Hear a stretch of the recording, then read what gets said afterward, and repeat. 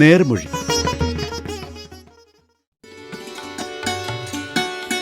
തെന്നിന്ത്യയുടെ ഏറ്റവും പ്രിയപ്പെട്ട ചലച്ചിത്ര പിന്നണി ഗായകരിൽ ഒരാളായ ശ്രീമതി ലതിക ടീച്ചറാണ് ഇന്ന് നേർമൊഴിയിൽ അതിഥിയായി എത്തുന്നത്. ലതിക ടീച്ചറോടൊപ്പം സ്റ്റുഡിയോയിൽ ദിലീപ് MK.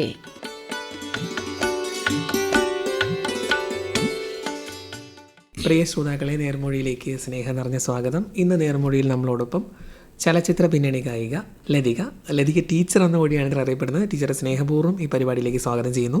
നമസ്തേ.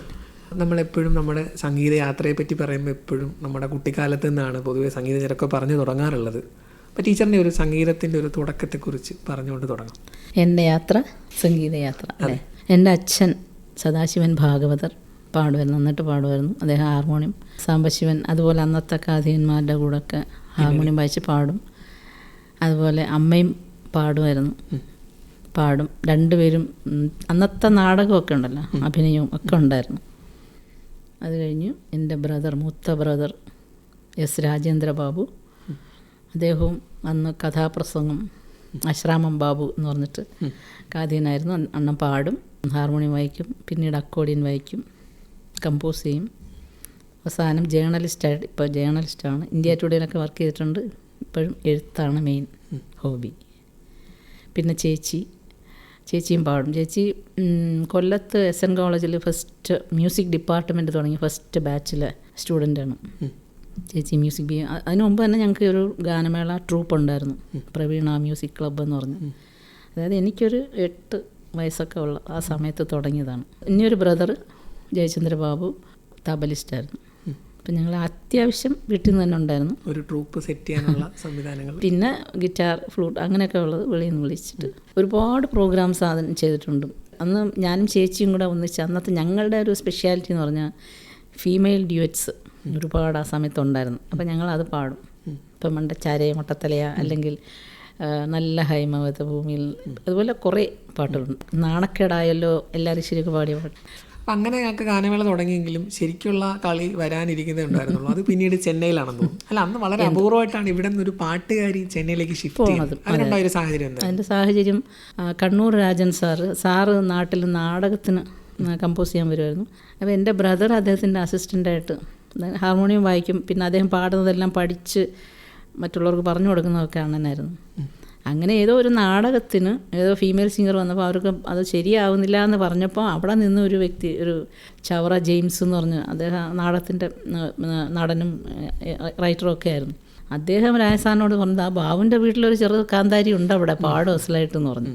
അങ്ങനെ പോയി നാടകത്തിന് പാടി. കൊച്ചിൻ സംഘമിത്ര എന്ന് പറഞ്ഞിട്ടൊരു സതീഷ് സംഘമിത്ര, അതെ, അവരുടെ ആദ്യത്തെ നാടകം ദണ്ഡകാരണ്യം.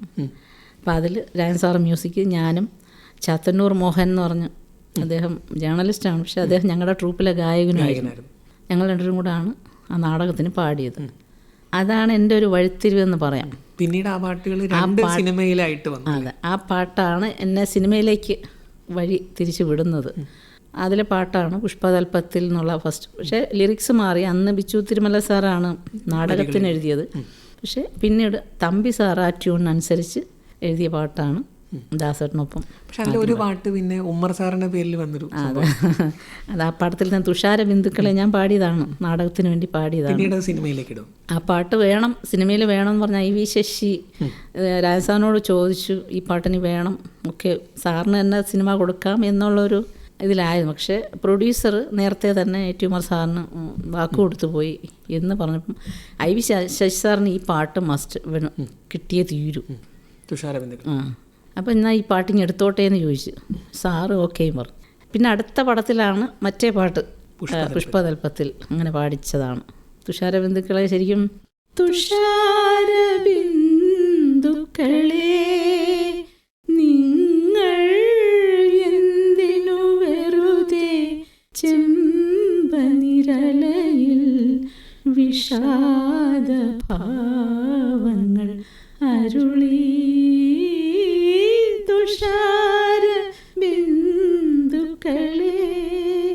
ഇതായിരുന്നു നാടകം. അതായത് വിഷാദഭാവം, വിഷാദ ഭാവങ്ങൾ മൈനർ നോട്ടാണ്. ശരിക്കും ഒറിജിനൽ ഇപ്പം പാടി വന്നപ്പോൾ അത് മേജർ നോട്ടുകളിലേക്ക് അങ്ങനെ വന്നത്. പക്ഷേ ഈ പാട്ട് അദ്ദേഹം ഇങ്ങനെ കൊടുത്തു എന്നറിഞ്ഞപ്പം എൻ്റെ ബ്രദർ അണ്ണനൊന്ന് അസിസ്റ്റൻ്റായിട്ട് നിൽക്കില്ലേ, ഇതറിഞ്ഞപ്പോൾ സാറ് എന്തിനീ പാട്ട് കൊടുത്തത് എന്ന് ചോദിച്ചു. ഒരു പക്ഷേ ഈ പാട്ടിന് അവാർഡ് കിട്ടിയാൽ പക്ഷേ പറഞ്ഞതുപോലെ അവാർഡും എന്ത് ചെയ്യും. അന്നേരം അപ്പോഴ് സാറ് അങ്ങനെയൊന്നും ഞാൻ ചിന്തിച്ചില്ല എന്ന് പറഞ്ഞിട്ട് പക്ഷേ അതിന് സംസ്ഥാന കിട്ടി എന്നുള്ളതാണ്. Music ഡയറക്ടർക്കും ജാനകിയമ്മയ്ക്കും award. അപ്പോഴദ്ദേഹം അദ്ദേഹം കരഞ്ഞു. നമുക്ക് അവിടെ നിന്ന് വീണ്ടും നമുക്ക് ഗാനമേളകളിലേക്ക് വന്നാൽ ഇപ്പം സംസ്കാരങ്ങളെ നമ്മൾ താരതമ്യം ചെയ്യുകയാണെങ്കിൽ കേരളത്തിനും തമിഴ്നാടിനും കലാകാരന്മാരെ പ്രോത്സാഹിപ്പിക്കുന്നതിന് രണ്ട് രീതികളാണ്. ഇപ്പം മേട എന്ന് പറയും, ഒരു കല്യാണ വീട്ടിലൊക്കെ പോയി കഴിഞ്ഞാൽ കല്യാണ മണ്ഡപത്തിനേക്കാളും ഉയരത്തിലാണ് ആർട്ടിസ്റ്റുകളെ പ്ലേസ് ചെയ്യുന്നത്. അപ്പം ആ കാലത്ത് തമിഴിലെ പ്രഗത്ഭരായ ഒരുപാട് പാട്ടുകാരോടൊപ്പം ഒക്കെ നിരവധി വേദികളിൽ. അപ്പം ഈ തമിഴ് എങ്ങനെയാണ്, തമിഴ് ഭാഷ, സംസ്കാരം, തമിഴ് പാട്ടുകൾ പഠിക്കുക, അതൊക്കെ എങ്ങനെയാണ് അത് അന്ന് മാനേജ് ചെയ്തത്? ഞാൻ തമിഴ്, നമ്മൾ ഗാനമേള ഒരുപാട് പാടുമ്പോൾ നമ്മളെല്ലാ ലാംഗ്വേജും പാടുന്നു, തമിഴ്, ഹിന്ദി, മലയാളം, ഇത് നമ്മൾ ഒരുപാട് പാടുന്നുണ്ടായിരുന്നു. പിന്നെ രാജൻ സാർ തന്നെ അവിടെ മദ്രാസിൽ തമിഴ് നാടകത്തിന് കമ്പോസ് ചെയ്തപ്പോൾ ഇതുപോലെ അണ്ണൻ അവിടെ ഉണ്ട്, എന്നെ വിളിക്കും, ഞാനും അമ്മയും കൂടെ പോകും തമിഴ് നാടകത്തിന് പാടാൻ. അങ്ങനെ ഒരു പാട്ട് പാടിക്കഴിഞ്ഞപ്പോൾ അന്ന് അവിടുത്തെ ഒരു സമ്പത്ത് ചെൽവ എന്ന് പറഞ്ഞിട്ടൊരു കീബോർഡിസ്റ്റാണ് അദ്ദേഹം. അന്നേരം അണ്ണനോട് പറഞ്ഞു, ഇവിടെ തന്നെ സ്റ്റേ ചെയ്യുകയാണെങ്കിൽ, മദ്രാസിൽ നിൽക്കുകയാണെങ്കിൽ കൂടുതൽ അവസരം. സിനിമയുടെ ഞാനൊന്നും ഗ്യാരണ്ടി പറയില്ല, അത് ലക്കാണ്. സ്റ്റേജ് പ്രോഗ്രാംസ് ഇഷ്ടം പോലെ കിട്ടും. ഞങ്ങൾക്കിവിടെ ഗാനമേള ട്രൂപ്പ് ഉണ്ട് താനും. ഈ സീസൺ കഴിഞ്ഞുള്ളൊരു സമയമില്ലേ, അതായത് ഏപ്രിൽ മെയ് ആദ്യമൊക്കെ ആകുമ്പോഴത്തേക്ക് ഈ അമ്പലം പ്രോഗ്രാം എല്ലാം കഴിയും. അത് കഴിഞ്ഞൊരു 3 മാസം ശരി നമുക്ക് ആ ഒരു ഗ്യാപ്പിലൊന്ന് പോയി നിന്ന് നോക്കാം. അമ്മയും അണ്ണനും ഞങ്ങൾ 3 പേരും കൂടെ അവിടെ ഒരു ചെറിയ വീടെടുത്ത്. പക്ഷേ പ്രോഗ്രാം പാടി തുടങ്ങി പിന്നെ എനിക്ക് നിൽക്കേണ്ടി വന്നിട്ടില്ല എന്നുള്ളതാണ് സത്യം പറഞ്ഞാൽ. അവിടുത്തെ ഒരു കൾച്ചർ എന്ന് പറഞ്ഞാൽ കലാകാരോടുള്ള അവരുടെ ആ ഒരു ബഹുമാനം ഉണ്ടല്ലോ, അത് ശരിക്കും ഞാൻ ഒരുപാട് അനുഭവിച്ചിട്ടുള്ളതാണ്. മലേഷ്യ വാസുദേവൻ അദ്ദേഹത്തിൻ്റെ മെയിൻ സിംഗറായി. അതുപോലെ PV ശ്രീനിവാസ് സാറിൻ്റെ പ്രോഗ്രാംസിന് ഞാൻ ഒരുപാട് വിദേശങ്ങളിലൊക്കെ പോയിട്ടുണ്ട്.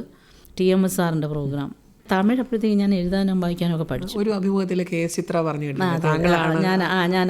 പറഞ്ഞു കൊടുത്തത് അക്ഷരമൊക്കെ പഠിച്ചു. അത് ഞങ്ങൾ ഒരു പ്രാവശ്യം ഞങ്ങൾ രണ്ടുപേരും കൂടെ ഒരു 10 ദിവസം ബാംഗ്ലൂർ ഒന്നിച്ച് നിൽക്കേണ്ട ഒരു ശ്യാം സാറിൻ്റെ ഒരു കാസറ്റ് വർക്കാണ്. അപ്പോൾ തമിഴ് പാട്ടുകൾ ഞാൻ പാടും, മലയാളം വേർഷൻ ചിത്ര, ഇങ്ങനെയായിരുന്നു.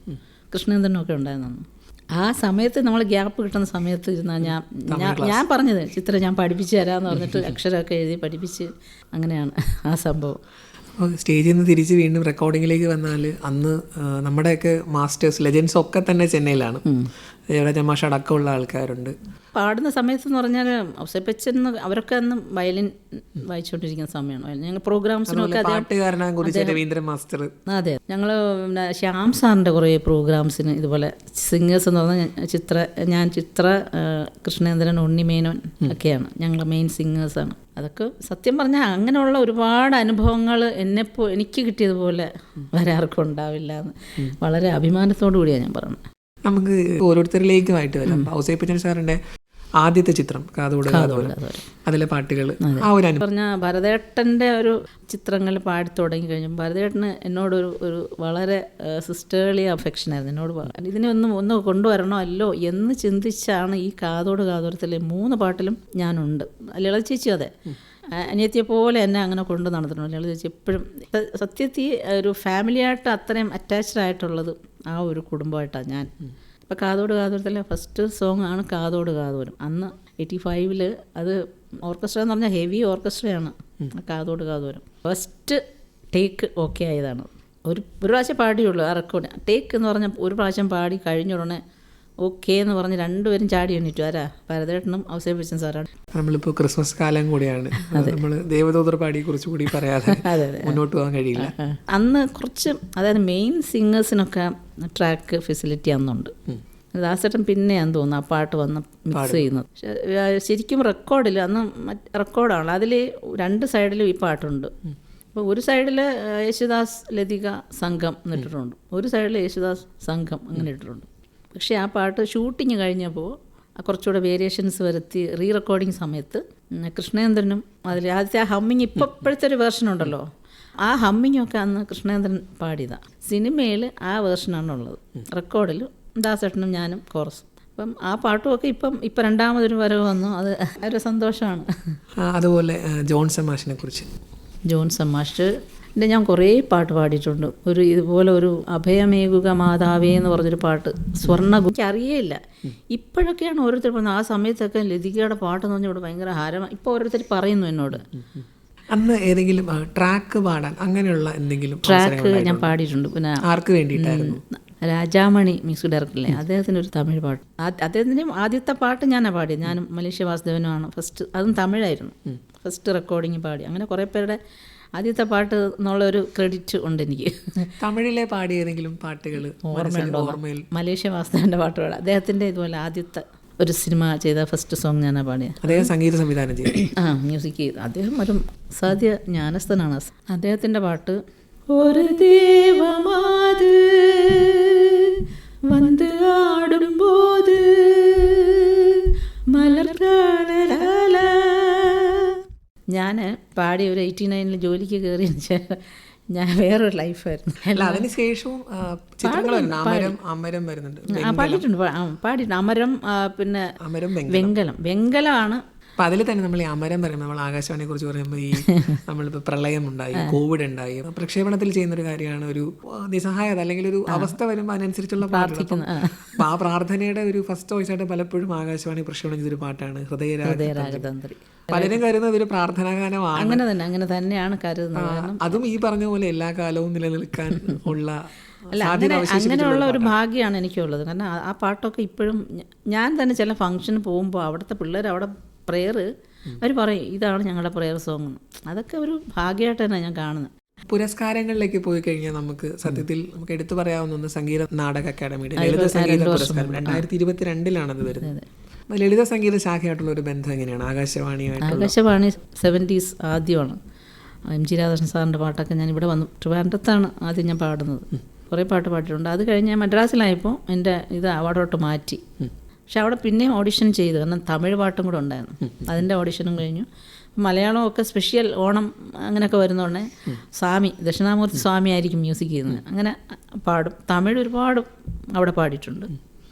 അത് കഴിഞ്ഞിട്ട് പിന്നെ ജോലി കിട്ടി പാലക്കാട് വന്നതിന് ശേഷം തൃശ്ശൂർ മാറ്റി. നമ്മൾ ഈ ഒരു കരിയറിനെ കുറിച്ച് പറയുമ്പോൾ ഇതിൻ്റെ ഒരു പീക്കിൽ നിൽക്കുമ്പോൾ നമ്മളിന്ന് മാസ്റ്റേഴ്സ് എന്ന് പറയുന്ന ആൾക്കാരുടെ അടുത്ത് പാട്ടൊക്കെ പാടി നിൽക്കുന്ന ഒരു സമയത്ത് ഇതെല്ലാം മതിയാക്കി ഒരു അക്കാഡമിക് സൈഡിലേക്ക് പഠിക്കാൻ പോകുന്നു. അതെ. അപ്പോൾ അത് എങ്ങനെയാണ് ചെന്നൈയിൽ മ്യൂസിക് അക്കാഡമി? ചെന്നൈയിൽ 80s ആദ്യം മറ്റുമാണ്. ദാസേട്ടനും ഈ പറഞ്ഞ പോലെ എന്നെ ഒരു ഏകദേശം മനസ്സിലായത് എൻ്റെ ഒരു സ്വഭാവം മനസ്സിലായത്. ഒരുപാട് പ്രോഗ്രാംസ് പോകുന്നുണ്ട്. റെക്കോർഡിങ്ങും വല്ലപ്പോഴൊക്കെ റെക്കോർഡിംഗ് ഉണ്ട്. അണ്ണനെ നല്ലപോലെ പരിചയമുണ്ട്. അങ്ങനെ അണ്ണനെ വിളിച്ചിട്ട് പറഞ്ഞ് ഈ ചുമ്മാ ഇങ്ങനെ ഗാനമേളയെന്ന് പറഞ്ഞ് നടക്കാതെ റെക്കോർഡിങ് നടക്കാതെ ലതിക അവിടെ കോളേജ് ഇതായപ്പോൾ അഡ്മിഷൻ സമയമാണ്, അവിടെ പോയി പഠിക്കുക, അതും കൂടെ പോട്ടെന്ന് പറഞ്ഞു. അത് ഞാൻ ശരിക്കും അതൊരു ദൈവ വാക്കായിട്ട് ഞാൻ എടുക്കുകയാണ്. കാരണം അത് ദൈവം എല്ലാം തീരുമാനിച്ചാൽ നമ്മളെ വിടുന്നതെന്നുള്ളതിൻ്റെ ഒരു ശരിക്കുള്ളൊരു ഉദാഹരണമാണ്. ഞാൻ അപ്ലൈ ചെയ്തു, എനിക്ക് കിട്ടി.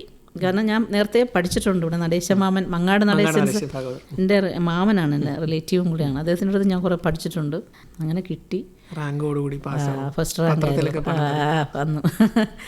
അവിടുത്തെ പത്രത്തിലെ ഫ്രണ്ട് പേജിൽ അന്നത്തെ MGR മുഖ്യമന്ത്രി അദ്ദേഹമാണ് അന്ന് വന്ന് സർട്ടിഫിക്കറ്റ് ഇവിടെ പോയിട്ട് അവിടെ ചെന്നൊരു അറ്റം റെക്കഗ്നിഷൻ നേടിയൊരു ആ സർട്ടിഫിക്കറ്റ് മേടിച്ചതിന് കഴിഞ്ഞാണ് ദാസേട്ടനോട് വന്ന് പറയുമ്പോൾ ദേവരായ മാഷുണ്ട്.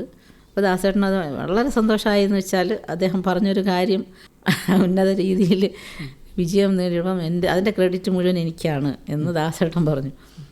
അത് കഴിഞ്ഞ് വീണ്ടും ഞങ്ങളുടെ അവിടുത്തെ ടീച്ചർ തന്നെ പറഞ്ഞു ഇവിടെ നിർത്തരുത്, മ്യൂസിക് അക്കാഡമിയിൽ ഒരു കോഴ്സുണ്ട്, അഡ്വാൻസ്ഡ് കോഴ്സാണ് അത് മ്യൂസിക്കിൻ്റെ. ആ ടീച്ചറിൻ്റെ ഗുരു TM ത്യാഗരാജൻ സാർ, അദ്ദേഹം അവിടുത്തെ വളരെ പ്രശസ്തനായ ഒരു സംഗീതജ്ഞനാണ്. അദ്ദേഹമാണ് എൻ്റെ മെയിൻ പഠിപ്പിക്കുന്നത്. അവിടെയും കൂടെ പോയി പഠിക്കില്ല എന്ന് പറഞ്ഞിട്ട് ആ ടീച്ചറിൻ്റെ ഗുരു.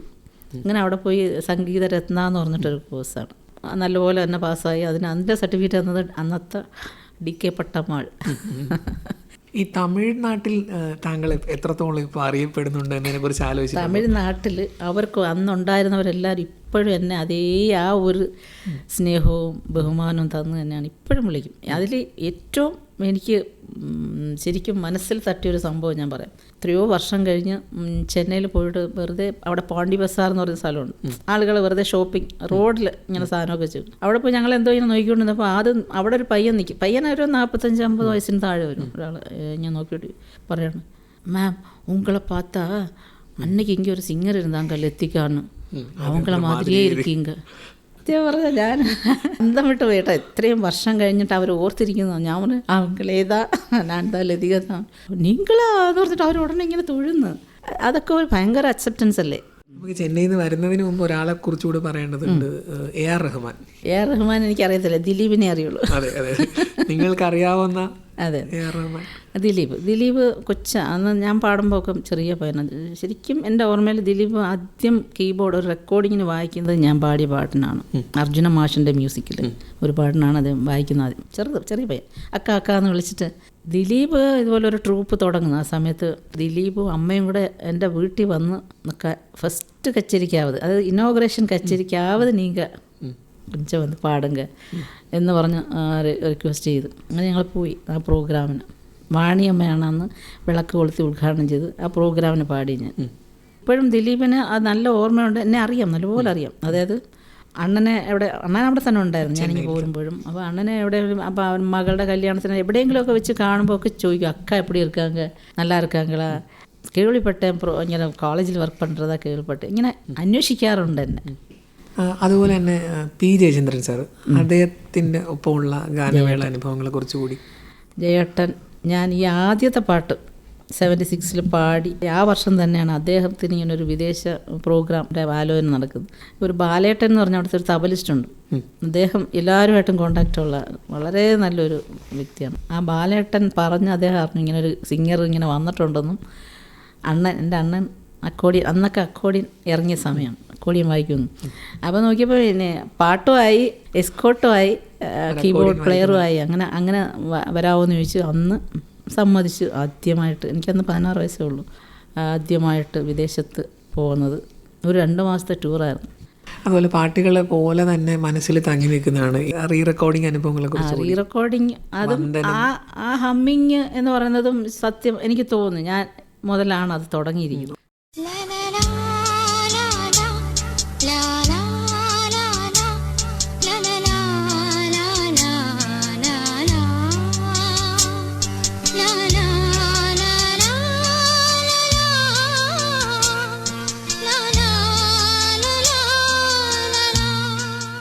ശ്യാം സാറുണ്ട്, ഗുണസിംഗ് എന്നൊരു മ്യൂസിക് ഡയറക്ടറുണ്ട്, അദ്ദേഹത്തിൻ്റെ കുറേ ഹമ്മിങ്സ് പാടും.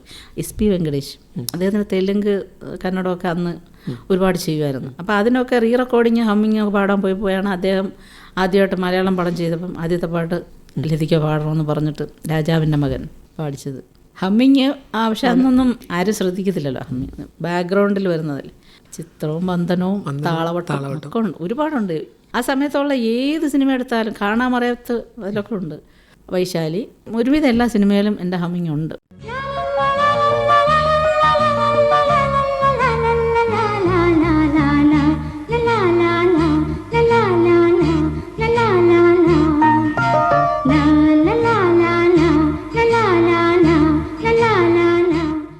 നമുക്ക് വീണ്ടും അധ്യാപിക എന്നുള്ള റോളിലേക്ക് തന്നെ തിരിച്ചു വരാം. എങ്ങനെയാണ് തിരിച്ച് ഇവിടെ വന്നു കഴിഞ്ഞപ്പോഴത്തേക്കും അതൊരു വലിയ ലൈം ലൈറ്റുള്ളൊരു സ്ഥലം, പാലക്കാടേക്ക് വരുമ്പോൾ സംഗീത കോളേജ്, ഇതിനിടയ്ക്ക് സ്വഭാവത്തിലും ഇടപെടലിലും ഒക്കെ എന്ത് തരം മാറ്റമാണ് കുട്ടികൾ ഉണ്ടാക്കിയത്? ഞാൻ റെക്കോർഡിങ് സമയത്ത് ഞാൻ പറഞ്ഞു, ഞാൻ ആരുമായിട്ട് അങ്ങനെ കൂടുതൽ അങ്ങനെ മിങ്കിൾ ചെയ്യാറില്ല, അങ്ങനെ സംസാരിക്കുന്ന ഒരു ടൈപ്പൊന്നും ആയിരുന്നില്ല ഞാൻ. യാദൃച്ഛികമായിട്ടാണ് എൻ്റെ ബ്രദറിൻ്റെ ഒരു ഫ്രണ്ട് നാട്ടിൽ വന്നപ്പോൾ റോഡിൽ വെച്ച് കണ്ടു പണ്ടത്തെ ഒരു ഫ്രണ്ട്. ഞാൻ ഇപ്പോൾ ദാസേട്ട അന്ന് പറഞ്ഞതുപോലെ അടുത്ത ഒരു ദൈവദൂതനായിട്ട് കാണുന്ന അദ്ദേഹത്തിനെയാണ്. അദ്ദേഹം അണ്ണനെ കണ്ടു, ലതിക പഠിച്ചിട്ട് നിൽക്കുന്നില്ലേ, ഇതാ ഇവിടെ PSC ഇങ്ങനെ കോളേജിലേക്ക് വിളിച്ചിട്ടുണ്ട്, ഒന്ന് അപ്ലൈ ചെയ്യുന്നു. വെറുതെ ആപ്ലിക്കേഷൻ മേടിച്ചുകൊണ്ട് വന്ന് സൈൻ ചെയ്ത് അയച്ചു. സത്യം പറഞ്ഞാൽ നമ്മളൊന്നും ചിന്തിച്ചിട്ട് പോലും ഇല്ല, ആഗ്രഹിച്ചിട്ടും ഇല്ല അങ്ങനെ ഒരു സംഭവം.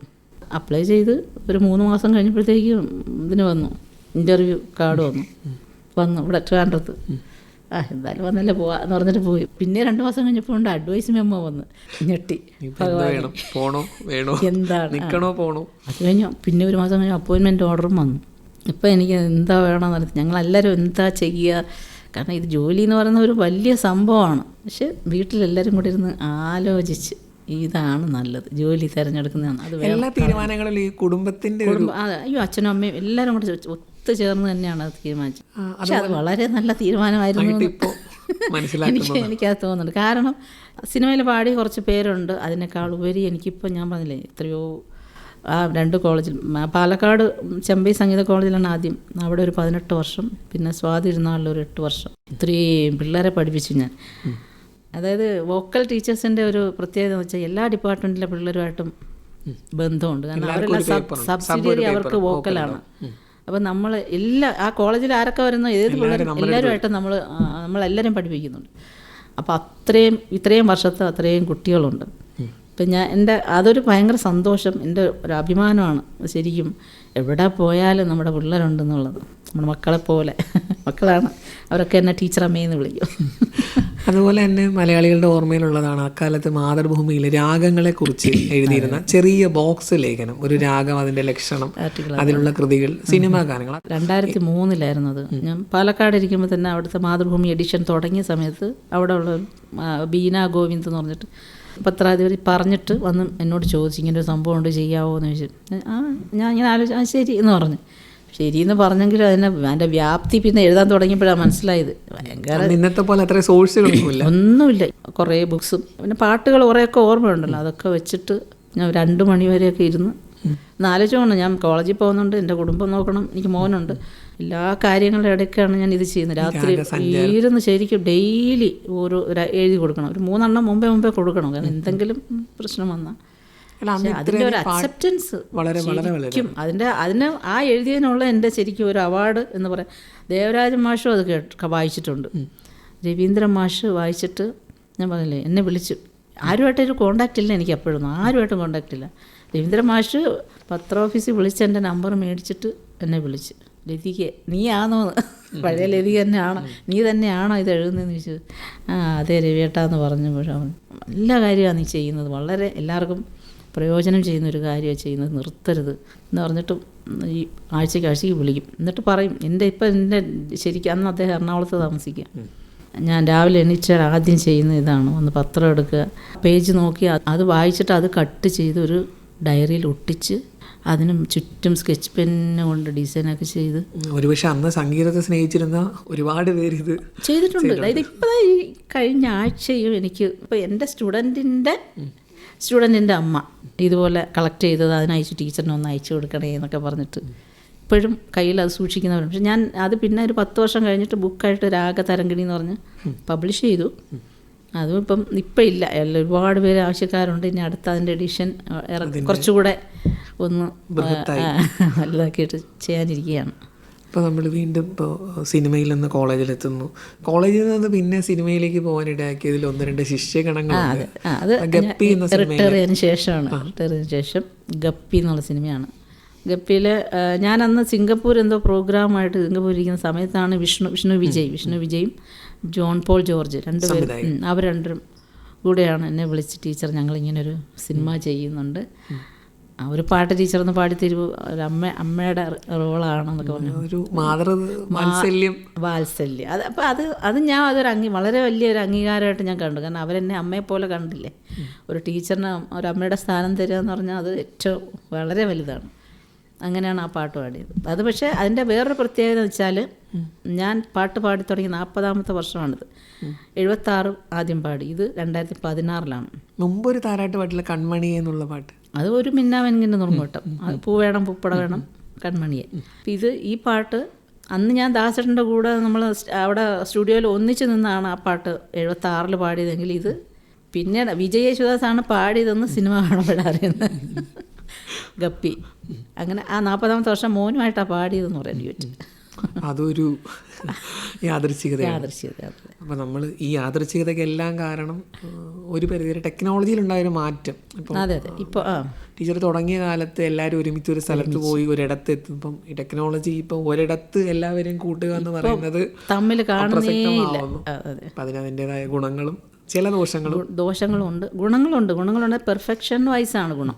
ഏത് വേണമെങ്കിലും നമുക്ക് ഇത്തിരി തെറ്റ് വന്നാൽ അത് ക്ലിയർ ചെയ്യാൻ, ഒരു അക്ഷരം എന്തെങ്കിലും തെറ്റാണെങ്കിൽ ആ ഒരു അക്ഷരം മാത്രം ക്ലിയർ ചെയ്യാനുള്ള സംവിധാനം വരെ ഇപ്പോൾ ഉണ്ട്. അന്ന് നമ്മൾ ഫുൾ സോങ് എല്ലാവരും കൂടെ നിന്ന് പാടുമായിരുന്നു. എങ്കിലും അന്നത്തെ ആ ഒരു ഫീലുണ്ടല്ലോ, നമ്മളെല്ലാവരും കൂടെ ഒന്നിച്ച് വർക്ക് ചെയ്ത് അത് അവസാനം ആ ഒരു പ്രോഡക്റ്റ് എല്ലാവരും കൂടെ ഒന്നിച്ച് നിന്ന് അത് കേൾക്കുമ്പോൾ, എന്നിട്ട് അങ്ങോട്ടും ഇങ്ങോട്ടും നന്നായി അങ്ങനെ പറയുമ്പോൾ ഉള്ള ആ ഒരു അറ്റ്മോസ്ഫിയർ അത് ഇപ്പോൾ കിട്ടില്ല. അല്ല, ഇപ്പോൾ അത് തിരിച്ച് റീക്രിയേറ്റ് ചെയ്യുക എന്ന് പറയുന്നതും പ്രായോഗികമായി വളരെ ബുദ്ധിമുട്ടുള്ള ഒന്നാണ്. അതെ. അപ്പോൾ കടന്നു വരുന്ന സംഗീതജ്ഞരോട് പറയാനുള്ളത് പിന്നെ അല്ല, പക്ഷെ ഇപ്പം പണ്ടത്തെ പോലെയല്ല. ഒരു വീട്ടിൽ ഒരാളെങ്കിലും പാടും എന്നുള്ളൊരവസ്ഥ. എല്ലാവരും പാടുന്നുണ്ട്. അത് നമ്മുടെ ഇത് തന്നെയാണ്. പോസിബിലിറ്റീസ് ഒരുപാടുണ്ട്. കൂടുതൽ പാട്ടുകൾ പഠിക്കാനുള്ള അവസരങ്ങൾ ഇഷ്ടം പോലെ ഉണ്ട്. ഞാൻ പാടുന്ന സമയത്ത് എൻ്റെ വീട്ടിൽ റേഡിയോ പോലും ഇല്ല. നമ്മൾ ആ അവസ്ഥയെന്നാണ് വരുന്നത്. പാടുമ്പോൾ ഞാൻ ശരിക്കും സിനിമയിൽ പാടി ഈ ഗൾഫിലൊക്കെ പോയിട്ട് വന്ന് പിന്നീടൊക്കെയാണ് ഞങ്ങളൊരു ടേപ്പ് റെക്കോർഡർ സ്വന്തമായി മേടിക്കുന്നത് തന്നെ. എന്നെ പാട്ടൊക്കെ പഠിപ്പിച്ചിരുന്ന എൻ്റെ അണ്ണനായിരുന്നു. അണ്ണൻ പോയി സിനിമ തിയേറ്ററിൻ്റെ അടുത്ത് നിന്ന് പോയി കേൾക്കുകയോ അല്ലെങ്കിൽ സിനിമ കാണുമ്പോൾ കേൾക്കുകയോ 2-3 പ്രാവശ്യമൊക്കെ പോയി നിന്ന് കേട്ട് പഠിച്ചിട്ട് എനിക്ക് പഠിപ്പിച്ചു തന്നു. അങ്ങനെയൊക്കെയായിരുന്നു അന്നൊക്കെ പാടുന്നത്. ചില കുട്ടികളുടെ പാട്ട് കേട്ട് ഇവർ പഠിച്ച് പ്രാക്ടീസ് ചെയ്തൊന്നും അല്ല, അതൊക്കെ മുജ്ജന്മങ്ങളിൽ നിന്ന് ആരോ വന്ന് അങ്ങനെ എനിക്ക് തോന്നുന്നു. അല്ലാതെ ഈ 4-5 വയസ്സുള്ള പിള്ളേർ ഇങ്ങനെ പാടുന്നു അങ്ങനെ. ഇപ്പം നമ്മൾ അക്കാദമിക തലത്തിൽ നോക്കുകയാണെങ്കിൽ ഇപ്പോൾ കുറേ കുട്ടികൾ ഈ സംഗീതത്തിൻ്റെ അക്കാദമിക പഠനം, വളരെ കഴിവുള്ള കുട്ടികൾ പഠനം പാതി വഴിയിൽ നിർത്തുക, അങ്ങനെ എന്തെങ്കിലും? പൊതുവേ പഴയ കലകൾ എല്ലാം ഇങ്ങനെ പാർശ്വവൽക്കരിച്ച് സൈഡിൽ ഒതുക്കുകയല്ല, ചിലതിനെ കുഴിച്ചു മൂടിക്കൊണ്ടിരിക്കുക. നമ്മുടെ സംസ്കാരങ്ങളെ ഏത് കല രൂപമാണെങ്കിലും, കാരണം ഭരതനാട്യം എന്ന് പറയുന്ന സംഭവം തന്നെ എനിക്ക് ചില സ്ഥലത്ത് പോയി കാണുമ്പോൾ അതിന് എന്ന് പറയുന്ന ഇൻസ്ട്രുമെൻറ്റ്സ് ഉണ്ടല്ലോ, അപ്പോൾ അതെല്ലാം മാറി. ഇപ്പോൾ വേഷം കൂടെ ഇനി മാറിയാൽ മതി. അതിപ്പോൾ കൊണ്ടുപോകുന്നുണ്ട്, ഇനി എന്നാ അത് മാറുന്നത് നോക്കിയാൽ മതി. എന്തായാലും നമ്മുടെ സ്റ്റുഡിയോയിലേക്ക് എത്തി സംഗീത ജീവിതത്തിൻ്റെ ഒരു നേർചിത്രം തന്നെ ആകാശവാണിയുടെ ശ്രോതാക്കളോട് പങ്കുവച്ചതിന് ആകാശവാണിയുടെ പേരിലുള്ള നന്ദി രേഖപ്പെടുത്തുന്നു. താങ്കളുടെ മുന്നോട്ടുള്ള സംഗീത ജീവിത യാത്രയ്ക്ക് എല്ലാവിധമായ ആശംസകളും. Thank you. തെന്നിന്ത്യയുടെ ഏറ്റവും പ്രിയപ്പെട്ട ചലച്ചിത്ര പിന്നണി ഗായകരിൽ ഒരാളായ ശ്രീമതി ലതിക ടീച്ചറുമായി ദിലീപ് MK നടത്തിയ അഭിമുഖ സംഭാഷണമാണ് നേർമൊഴിയിൽ ഇതുവരെ കേട്ടത്. നിർവഹണ സഹായം പുഞ്ചിരി രാജേന്ദ്രൻ.